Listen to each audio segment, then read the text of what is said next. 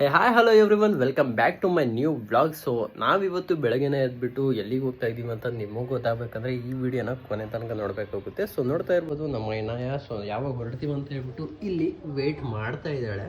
So ಇನಾಯ ಯಾವಾಗ ಹೊರಡೋಣ? ವಾ ಕೋಪ ಗುರು, ನಮ್ಮ ಹುಡುಗಿ ಕೋಪ ಬಂದ್ಬಿಟ್ಟೈತಿ. ಮುದ್ದಾಗಿರೋ ಈ ಕೋಪ ಮಾಡ್ಕೊಂಡವಳು ನೋಡಿ ಕಣ್ಣಿಂಗಾಗುತ್ತೆ.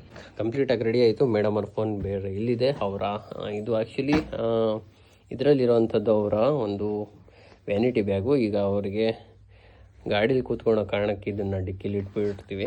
ಸೊ ಅದಾದಮೇಲೆ ಇಲ್ಲಿ ಒಂದು ಕ್ಯೂಟಿನ ನೋಡ್ತಾ ಇರ್ಬೋದು ಯಾವ ರೇಂಜಿಗೆ ಬಂದು ಆಲ್ರೆಡಿ ಕೂತಿದ್ದಾಳೆ ಅಂತ ಹೇಳ್ಬಿಟ್ಟು.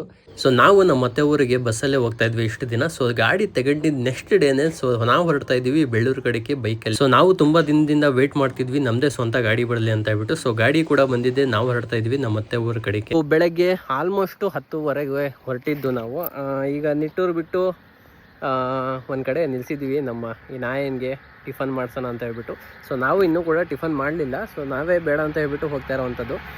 ಸೊ ಈಗ 11 ಗಂಟೆ ಆಗಿದೆ. ನಿಟ್ಟೂರು ಬಿಟ್ಟು ಆಲ್ಮೋಸ್ಟು ಮೈಸೂರು ಕಡೆ ಹೋಗ್ತಾ ಇದ್ದೀವಿ. ಸೊ ಈ ಒಂದು ವೆದರ್ ನೋಡಿ ಎಷ್ಟು ಸಖತ್ತಾಗಿದೆ, ಮತ್ತು ಇಲ್ಲಿರುವಂಥ ನೇಚರ್ ನೋಡಿ. ಸೊ ನನಗೆ ಸಖತ್ ಇಷ್ಟ ಈ ಥರ ಇರುವಂಥ ಜಾಗಗಳು, ಅದಕ್ಕೆ ಇಲ್ಲಿ ನಿಲ್ಲಿಸಿ. ಸೊ ನಮ್ಮ ವೈಫ್ ನಮ್ಮ ವಿನಾಯನ್ಗೆ ಟಿಫನ್ ಮಾಡಿಸ್ತಾ ಇದ್ದಾರೆ. ಸೊ ಚಾಕ್ಲೇಟ್ ನಿಲ್ಲಿಸ್ತಾ ಇದ್ದಾರೆ. ಸೊ ನಾವು ಹೋಗ್ಬಿಟ್ಟು ಟಿಫನ್ ಮಾಡಿದ್ರೆ ಆಯಿತು ಮನೇಲಿ ಅಂತ ಹೇಳ್ಬಿಟ್ಟು ಹೋಗ್ತಾ ಇದ್ದೀವಿ.